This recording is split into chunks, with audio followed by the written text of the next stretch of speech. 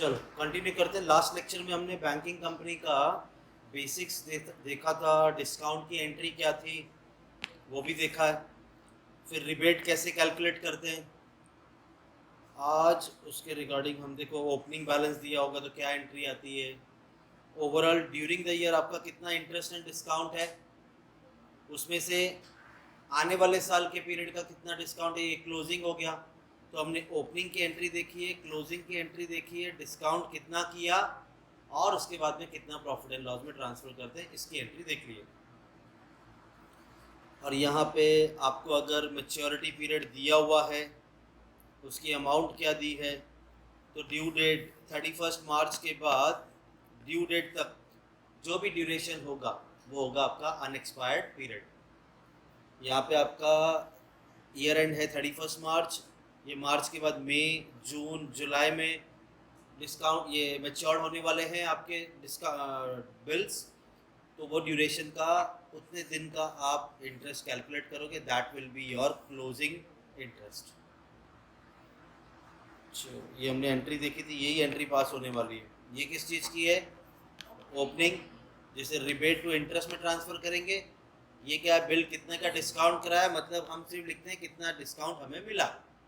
उसके बाद में ये काय का है, क्लोजिंग, मतलब अनएक्सपायर्ड पीरियड का इंटरेस्ट या डिस्काउंट, और ये है हमारा कितना पीएनएल में ट्रांसफ़र किया, that will be opening plus कितना डिस्काउंट मिला उसमें से क्लोजिंग माइनस कर दो, तो आपको मिल जाएगा कितना प्रॉफिट एंड लॉस में ट्रांसफ़र होगा, कितना हमने कमाया।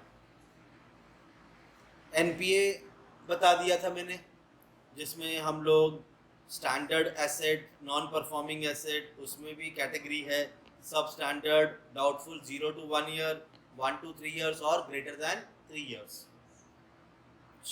तो ईसीजीसी का भी हमने देख लिया था कि ईसीजीसी की गारंटी में कितना आपका आउटस्टैंडिंग अमाउंट है, उसमें से कितना सिक्योर्ड अमाउंट है वो माइनस कर दो, जो बैलेंस बचेगा इसके ऊपर ईसीजीसी आपको गारंटी देगा बैंक को, उतना हम लोग डिडक्ट कर देंगे तो हमें अनसिक्योर्ड पोर्शन मिल जाएगा। बस हमें प्रोविज़न निकालना है सिक्योर्ड और अनसिक्योर्ड पोर्शन पे।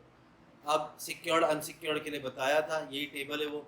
सिक्योर्ड रहेगा तो ड्यूरेशन के हिसाब से हम प्रोविज़न क्रिएट करेंगे, अनसिक्योर्ड होगा तो कोई टेंशन ही नहीं है, 100% आपका डिस्काउंट प्रोविज़न क्रिएट होगा।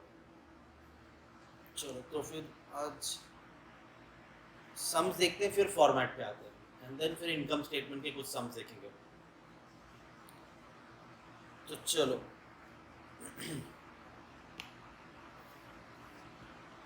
Final account of banking company का पहला क्वेश्चन देखते हैं।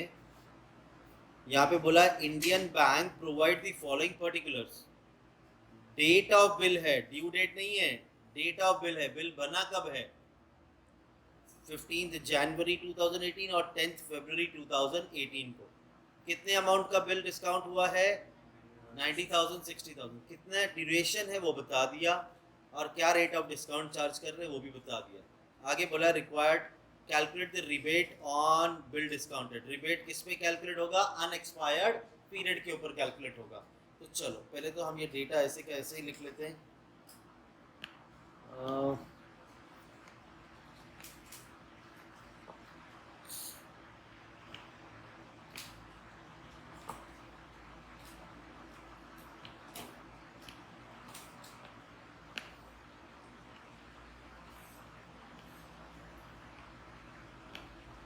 चलो हमारा सॉल्यूशन 1, कितने अमाउंट का, सॉरी पहले तो हम ड्यू डेट लिखेंगे, ड्यू डेट। अब यहाँ पर डेट ऑफ बिल भी दिया तो ले लेते हैं डेट ऑफ बिल, फिर लेते हैं ड्यू डेट, यहाँ पे पीरियड ले लेते हैं, फिर ड्यू डेट लेते हैं, और उसके आगे का एक एक करके हम लोग सॉल्व करेंगे।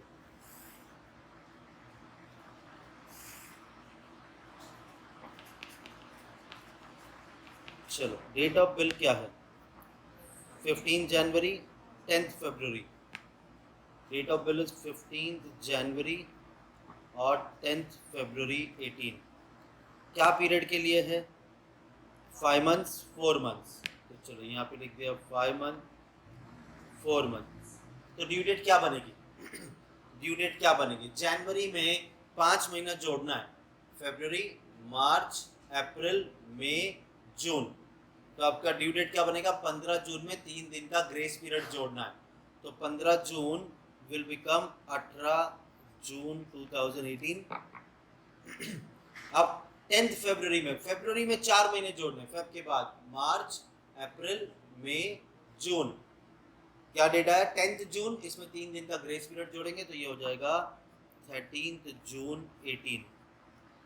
कितने अमाउंट का बिल था? 90,000, 60,000।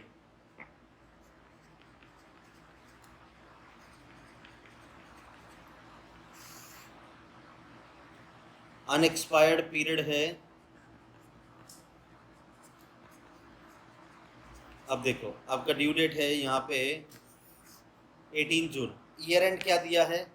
31 मार्च। तो 31 मार्च के बाद यहाँ पे लिखा 31 मार्च, जहाँ पे ईयर ख़त्म हो गया। उसके बाद अप्रैल आएगा, मई मंथ आएगा, जून मंथ आएगा, जुलाई मंथ आएगा। अप्रैल 30 डेज़ का है, मई 31 डेज़ का है, जून 30 डेज़, जुलाई 31 डेज़ का है। अब मार्च के बाद 18 जून तक, मार्च के बाद 18 जून तक, मार्च के बाद 18 जून, तो अप्रैल पूरा महीना आया, मई पूरा महीना आया और जून के 18 दिन। तो 30 + 31 और 18 दिन यहाँ पे आ गया अनएक्सपायर्ड पीरियड। अप्रैल का 30 डेज, मई का 31 डेज और जून के 18 दिन। टोटल कितना हुआ? 79 डेज का अनएक्सपायर्ड पीरियड है। ठीक है। उसके बाद 13 जून, अब मार्च के बाद अप्रैल, मई और जून के 13 दिन। तो अप्रैल का 30 डेज, मई का 31 डेज और जून का 13 डेज। कितना टोटल हुआ डेज? तो ये हो गया 74 डेज और ये ऊपर जो है वो है 79 डेज। बस इतने ड्यूरेशन का मुझे रिबेट कैलकुलेट करना है। परसेंटेज दिया हुआ है ना, परसेंटेज दिया है, तो इतने ड्यूरेशन का हम रिबेट कैलकुलेट करेंगे। तो परसेंटेज क्या दिया है आपको? 8%, 9%। तो 8% और 9%।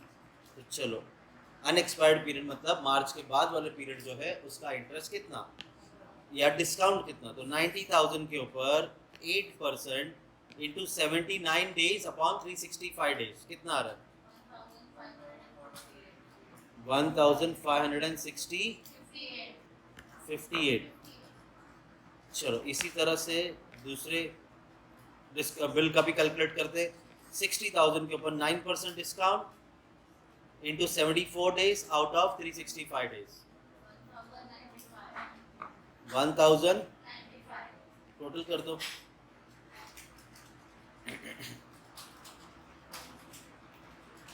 वन 1558 + 109 2653।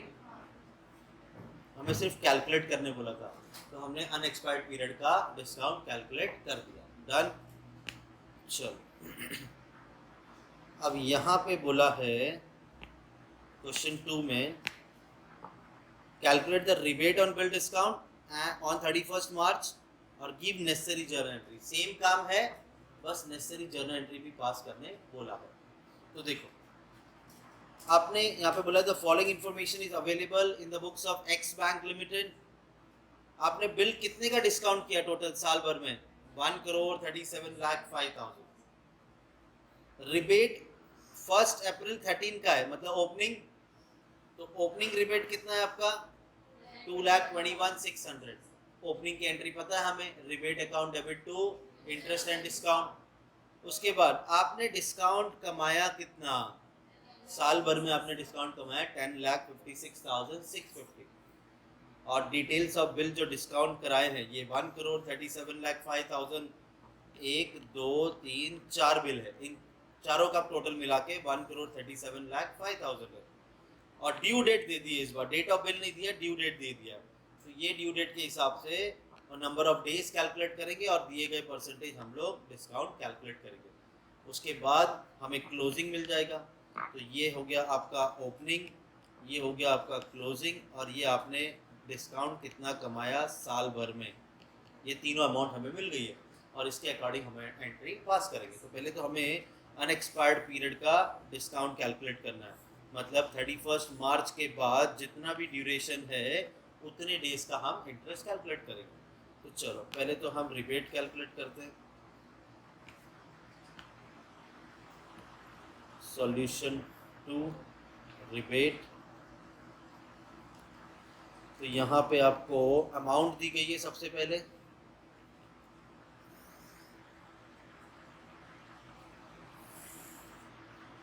उसके बाद आपको ड्यू डेट दे दिया है,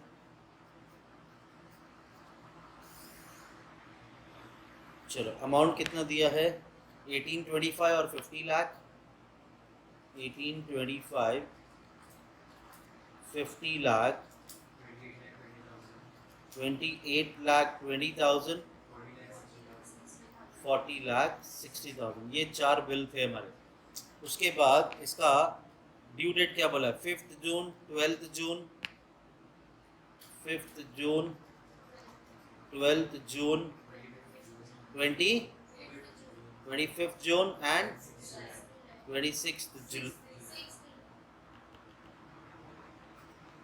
6 जुलाई 14 डन।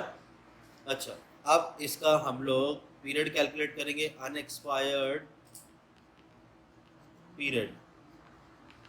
तो याद रखना ये कहाँ से कैलकुलेट होगा, मार्च के बाद। मार्च में ईयर एंड हो गया, उसके बाद अप्रैल जिसमें 30 दिन होते हैं, मई 31 डेज होते हैं, यहाँ पे जुलाई तक का दिया, जून 30 डेज होते हैं और जुलाई में 31 डेज होते हैं। यहाँ पे आपको 31 मार्च के बाद कौन सा मंथ आ रहा है, जून तक, मतलब अप्रैल के 30 दिन, मई के 31 दिन और जून के सिर्फ 5 दिन। तो कितना हो गया 30 + 31 इज 61, 61 और ये 5 कितना हो गया 66 डेज। चलो सेकंड केस में हम पता करते हैं, 31 मार्च के बाद 12 जून तक, तो 31 मार्च के बाद अप्रैल मई और जून के 12 दिन, तो ये हो गया 61 + 12, 61 + 12 हो गया 73 डेज। नेक्स्ट है 25 जून, मतलब अप्रैल का पूरा महीना, मई का पूरा महीना और जून के सिर्फ 25 दिन, तो ये 61 + 25 कितने 86 डेज। और फिर आ रहा है 6 जुलाई तक, मतलब अप्रैल के 30 दिन, मई के 31 डेज, जून के 30 डेज और जुलाई के 6 दिन, कितना हो रहा है, ये हो गया 97 डेज। तो चलो रिबेट कैलकुलेट करते हैं, यहाँ पे मैं कैलकुलेशन भी दिखा देता हूँ और यहाँ पे हमें रिबेट मिल जाएगा। तो 18,25,000 का, अच्छा परसेंटेज दिया हुआ है 12, सबका 12, पहले तो 12% है, फिर 14 और 16% है, तो इसका 12% into 66 days out of 365 days 39,000। Second case में 50 लाख, इस पे भी 12% बोला है, 73 डेज का out of 365 days 1,20,000। Third case में 28,20,000 और परसेंटेज दिया है 14%, तो 14% वो भी कितने दिन का 86 डेज का आउट ऑफ 365 डेज 93,021। और लास्ट केस में 40,60,000, इस पे 16% दिया है, तो 97 डेज आउट ऑफ 365 डेज कितना हो रहा है 172,630। चलो इन सब का टोटल कर दो 425, ये हो गया हमारा क्लोजिंग। ठीक है, तो चलो यहाँ पे देखो, ओपनिंग में कितना दिया है, इंटरेस्ट आपने कितना कमाया क्लोजिंग में कितना है, क्लोजिंग का तो वैल्यू मिल गया मुझे 4,25,254। ओपनिंग में हमने पिछले साल का अनएक्सपायर्ड मतलब इस साल की इनकम, तो ओपनिंग कितना दिया हुआ है आपको 221,600, और आपने इंटरेस्ट डिस्काउंट कमाया कितना ड्यूरिंग द ईयर 10,56,650, 10,56,650। और ये जो अमाउंट है ये तो हमने डिस्काउंट इतने का किया है 1,37,05,000, वो तो ये टोटल है 1,37,05,000, ये इसका टोटल है। ठीक है, तो चलो अब हमें ओपनिंग की एंट्री पास करनी है, बिल डिस्काउंट की एंट्री क्यों पास करना, उसकी ज़रूरत नहीं है। क्लोजिंग की एंट्री पास करेंगे, मतलब पहली एंट्री ओपनिंग की, फिर क्लोजिंग की, फिर प्रॉफिट एंड लॉस में कितना ट्रांसफ़र, उसकी एंट्री पास करेंगे। तो चलो एंट्री पास करते हैं इसकी।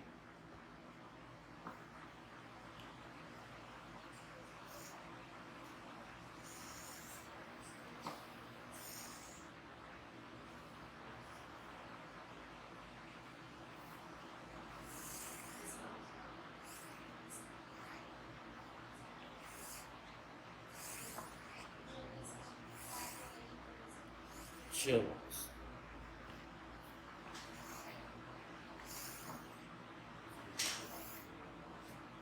पहली एंट्री आएगी ओपनिंग का, क्या एंट्री आएगी बोलो,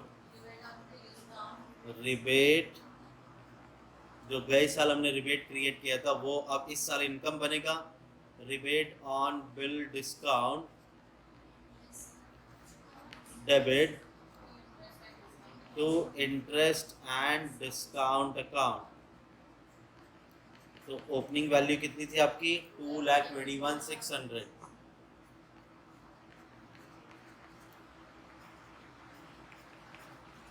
क्लोजिंग की एंट्री इसी की उल्टी हो जाएगी, मतलब इस साल जो इनकम नहीं है, जो आने वाले साल की इनकम है, तो एंट्री क्या बन जाएगा, interest and discount account debit to rebate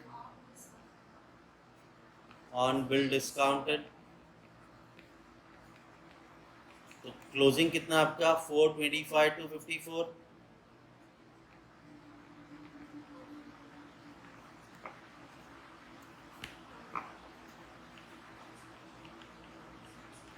और लास्ट एंट्री आ जाएगी प्रॉफिट एंड लॉस में कितना ट्रांसफर किया, तो interest and discount account debit to profit and loss account. इसमें एक तो ये ओपनिंग बैलेंस जाएगा क्योंकि इस साल की इनकम हो गई, प्लस आपने इंटरेस्ट डिविडेंड कमाया कितना 1056,650, 1056,650, और क्लोजिंग इसमें से माइनस हो जाएगा 425,254, कितना आ रहा है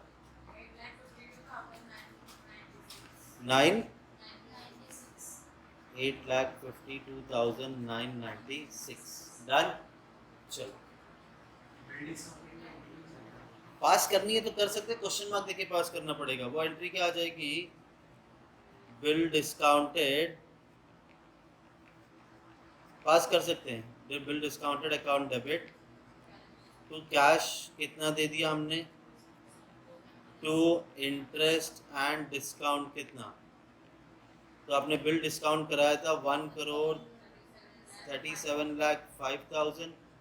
इस साल आपने इंटरेस्ट डिस्काउंट कमाया था 10,56,650। क्वेश्चन मार्क देने की जरूरत नहीं, डायरेक्टली सब अमाउंट मिल रही है, तो दोनों का डिफरेंस जो होगा उतना हमने कैश पे किया। तो चलो क्या एंट्री अमाउंट आएगी,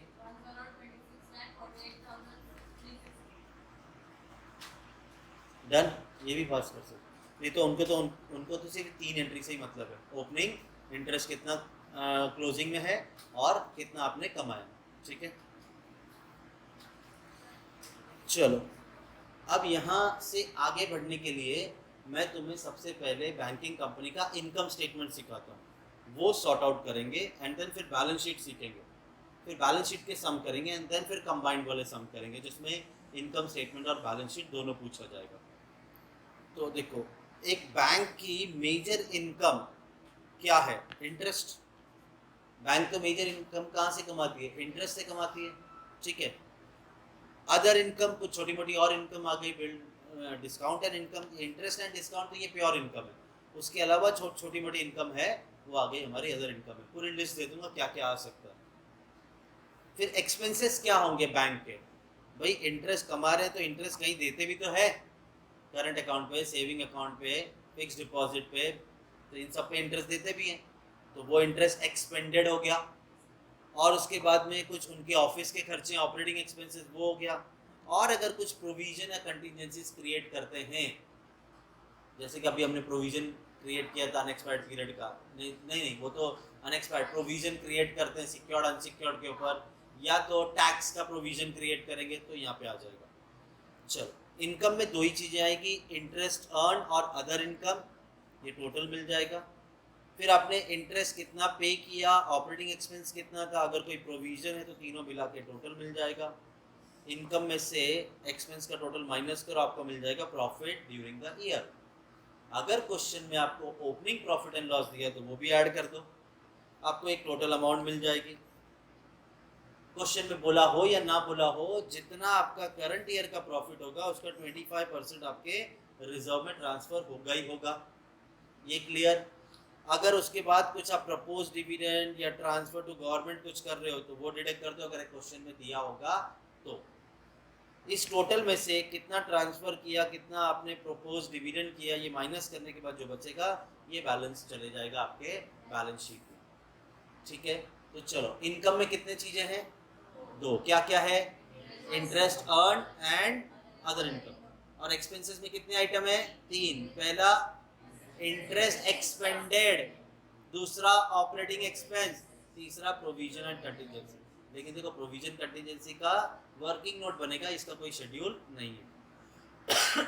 देखेंगे कैसे कैलकुलेट होगा। चलो, इनकम में कितने आइटम्स है? क्या क्या है?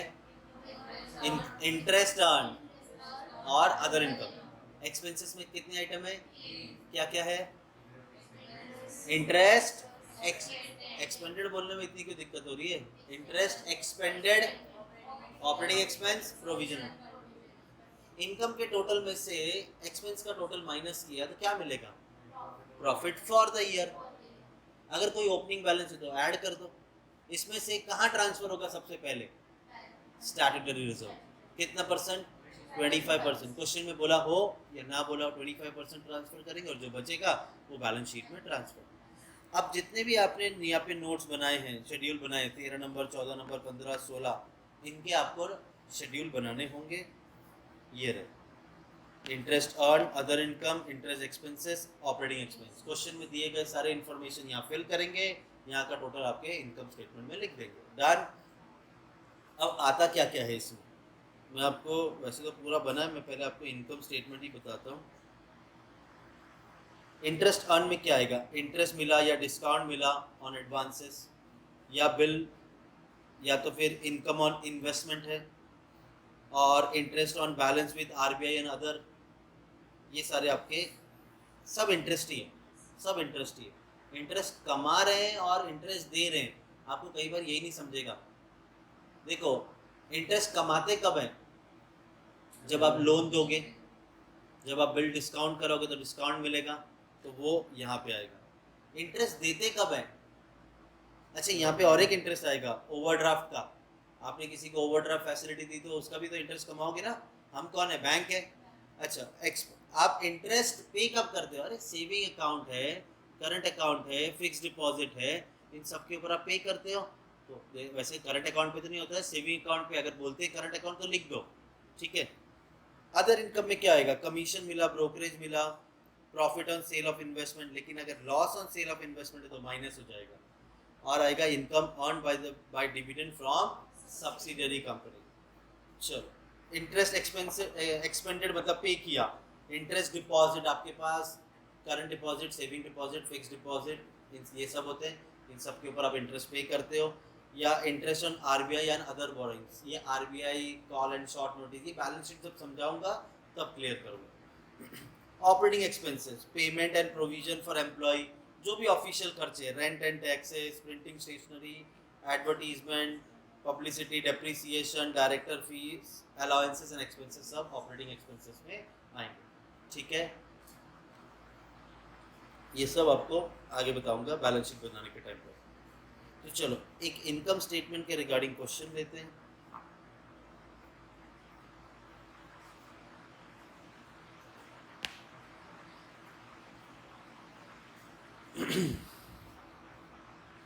चलो क्या बोला यहाँ पे, from the following information prepare profit and loss of Trinity bank limited.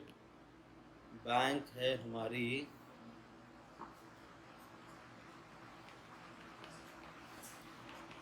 Trinity bank limited, इसका हम इनकम स्टेटमेंट बना रहे, that is profit and loss for the year ended 31 मार्च 13। यहाँ पे ईयर एंड आ गया 31 मार्च 13। डन। आगे इंटरेस्ट ऑन लोन, ऑब्वियसली बात है बैंक लोन देगी तो उसके ऊपर इंटरेस्ट मिलेगा, तो ये इंटरेस्ट इनकम हो गई, बराबर है कि नहीं। बैंक लोन देती है पब्लिक को, तो interest on loan obviously income है, तो हम जाके लिख देंगे इंटरेस्ट ऑन में आ जाएगा इंटरेस्ट ऑन लोन। ठीक है, कितनी अमाउंट है 25,90,000। नेक्स्ट आपको दिया है interest on fix deposit. Customer का फिक्स डिपॉजिट हमारे पास है, उनके पैसे, तो यहाँ पे इंटरेस्ट मिलेगा कि देंगे, मतलब वाह, एक तो वो अपना फिक्स डिपॉजिट भी हमारे पास रख रहा है 10-15 लाख रुपया, उस पर हम इंटरेस्ट भी लेंगे, उससे इंटरेस्ट देंगे, तो ये इंटरेस्ट एक्सपेंडेड हो गया। तो इंटरेस्ट एक्सपेंडेड में आ जाएगा interest on fix deposit, interest on fix deposit कितना हो गया 27,50,000। नेक्स्ट आपको दिया है rebate on bill discounted. Rebate मतलब इस साल की इनकम नहीं है, रिबेट मतलब इस साल की इनकम नहीं है, वो आने वाले साल की, इस वजह से तो रिबेट क्रिएट करते हैं। तो ऑब्वियस सी बात है जितना भी आपने इंटरेस्ट कमाया होगा उसमें से कम हो जाएगा, तो इंटरेस्ट अर्न में जो आप कमा रहे हो इंटरेस्ट, यहाँ पर ये माइनस हो जाएगा, minus rebate on bill discounted. और रिबेट कितना है आपका 4,90,000। ठीक है, चलो आगे बढ़ते हैं। फिर आपको दिया कमीशन, ये कौन से टाइप की, क्या इनकम ही होगी, कमीशन मिला, अदर इनकम हो गया, तो अदर इनकम में 82,000 कमीशन विच इज 82,000। उसके बाद एस्टैब्लिशमेंट चार्जेस, ये खर्चा है, कहाँ आएगा, तीन ही तो खर्चे हैं हमारे पास, इंटरेस्ट एक्सपेंडेड, ऑपरेटिंग एक्सपेंसेस और प्रोविजन, तो कहाँ चले जाएगा ये ऑपरेटिंग एक्सपेंसेस में, एस्टैब्लिशमेंट चार्जेस। तो ऑपरेटिंग एक्सपेंस में आ गया एस्टैब्लिशमेंट चार्जेस, कितना अमाउंट है 5,40,000। चलो नेक्स्ट क्या दिया है, डिस्काउंट ऑन बिल डिस्काउंटेड। हमने जितना भी बिल डिस्काउंट कराया है उसके ऊपर डिस्काउंट कमाया, कितना 14,60,000। बैंक क्या करेगी, बिल डिस्काउंट ही कराती है, तो उस पर डिस्काउंट कमाएंगे ना, तो ये आ गया आपकी इनकम। तो ये इंटरेस्ट एंड डिस्काउंट में आ जाएगा, discount on bill discounted which is 14,60,000। Next है आपके पास इंटरेस्ट ऑन कैश क्रेडिट। ये कैश क्रेडिट क्या होता है, मतलब तुम अपनी इन्वेस्टमेंट लाओ, तुम अपना एफडी लाओ, हमारे पास दो, हम उसके बदले में आपको लोन दे देंगे, बदले में लोन दे देंगे और इंटरेस्ट चार्ज करेंगे। आप जैसे ही पैसा लौटा दोगे हम आपकी एफडी आपको वापस कर देंगे, तो आपकी एफडी भी बनी की बनी रह गई, आपका टाइमिंग पे पैसे की ज़रूरत भी फुलफिल हो गई, बस छोटा सा आपको इंटरेस्ट पे करना पड़ा। तो बैंक ने कमाया, तो ये आ गया आपका interest on cash credit income में, इंटरेस्ट ऑन कैश क्रेडिट कितना आ गया 22,30,000। मैं ये अदर इनकम को थोड़ा नीचे ले जाता हूँ।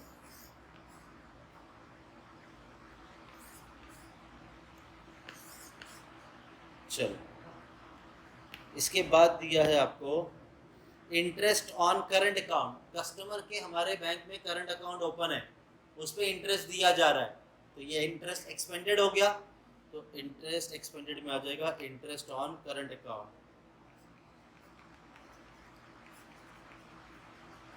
कितना 4,20,000। ठीक है, नेक्स्ट आ गया रेंट रेट्स। एक्सपेंसेस है, ऑपरेटिंग एक्सपेंसेस में आ गया rent rates 1,80,000। Rent rates which is 4 lakh 1,80,000। Next है आपके पास इंटरेस्ट ऑन ओवरड्राफ्ट। हमने किसी कस्टमर को ओवरड्राफ्ट फैसिलिटी दिया, हम मतलब बैंक, तो जब हम ओवरड्राफ्ट फैसिलिटी देंगे मतलब उनके अकाउंट में उतना पैसा नहीं है, तो हमने बैंक ने उनके अकाउंट में पैसा डाल के उनके चेक जो है क्लियर करवा दिए, या तो फिर उन्होंने यूज़ किया अपने लिए, तो ओवरड्राफ्ट फैसिलिटी दिया, तो ये भी इंटरेस्ट हमारी कमाई हो गई। Interest on overdraft interest on income में आ जाएगा। इसे थोड़ा नीचे ले लेता हूँ।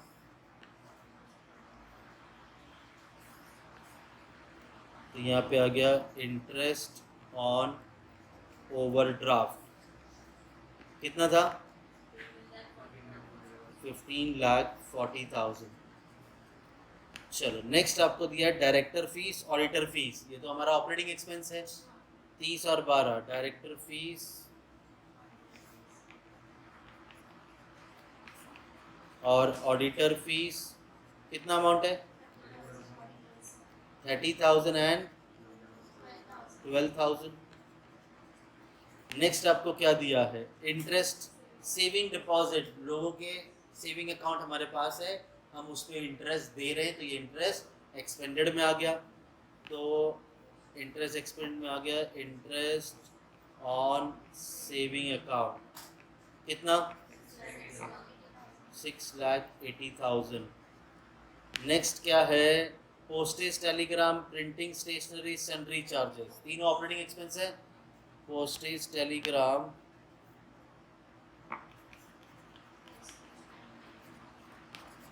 फिर क्या था प्रिंटिंग एंड स्टेशनरी, और लास्ट है हमारा सन्ड्री चार्जेस। कितनी अमाउंट है इसकी 14, 29, 17।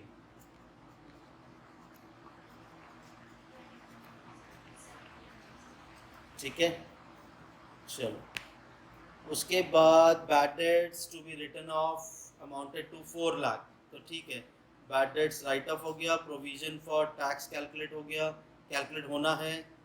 और वैसे मैंने बोला कोई बोला ना हो तो 25% ट्रांसफ़र करेंगे, यहाँ पे कितना परसेंट बोला है 20%। ठीक,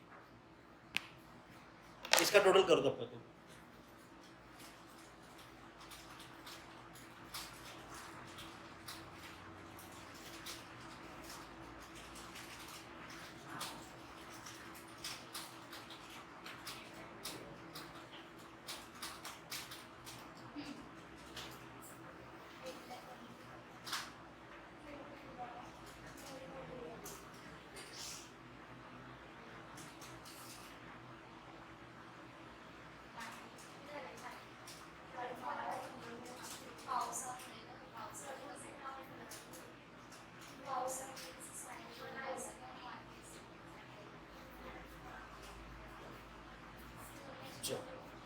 कितना आ रहा है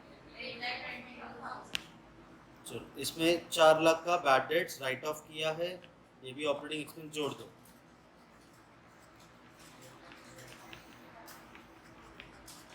कितना आ रहा है अभी 12,22,000। ये इसका टोटल कर दो इंटरेस्ट एक्सपेंडेड का 27,50,000, 38,50,000 और ये तो ठीक है, एक ही आइटम है, इसका टोटल करो। 25 lakh 90 plus 14 lakh 60 plus 22 lakh 30 plus 15 lakh 40 minus 4 lakh 90, 73 lakh 30। हाँ, 73 लाख 30,000। चलो इसी अमाउंट को हम लोग हमारे इनकम स्टेटमेंट में रिकॉर्ड करेंगे। तो interest earn 73 lakh 30, other income है आपका 82,000, इसका टोटल करो।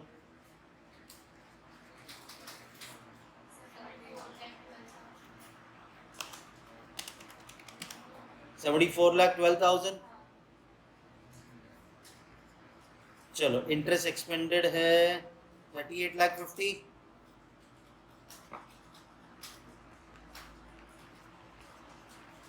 और ऑपरेटिंग एक्सपेंस से आपने ढूंढा 12 लाख 22।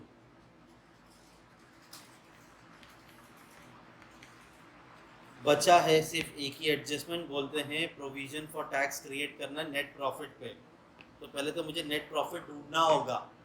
तो भाई टैक्स से पहले मेरा प्रॉफिट कितना, तो इनकम में से एक्सपेंसेस माइनस कर दो। 74 लाख 12 माइनस 38 लाख 50 माइनस 12 लाख 22,000, 23 लाख 40। तो लो भाई यहाँ पे 23 लाख 40,000 का 55% कैलकुलेट करेंगे तो टैक्स मिल जाएगा 12,87,000। तो चलो अब इसका टोटल कर दो तीनों का। 38 लाख 50 प्लस 12 लाख 22,000 प्लस 12,87,000, 63 लाख 59,000। चलो टोटल इनकम में से टोटल एक्सपेंस माइनस करो।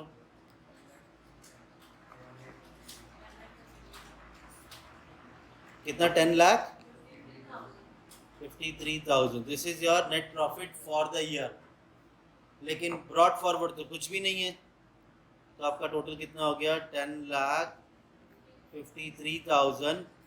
इसमें से 20% आपको प्रोविजन क्रिएट कर स्टैट्यूटरी रिजर्व में ट्रांसफर करना है। 1053,000 इंटू 20%, 2,10,600। अब आपके प्रॉफिट में से 2,10,600 माइनस करो, कितना बैलेंस शीट में ट्रांसफर होगा, मिल गया 8,42,000। इस तरह से आपका इनकम स्टेटमेंट बनेगा। ठीक है, फिर हम लोग नेक्स्ट लेक्चर में बैलेंस शीट देखेंगे, और फिर बैलेंस शीट कैसे बनेगा, दोनों कंबाइंड कैसे बनेगा वो देखेंगे। ठीक है।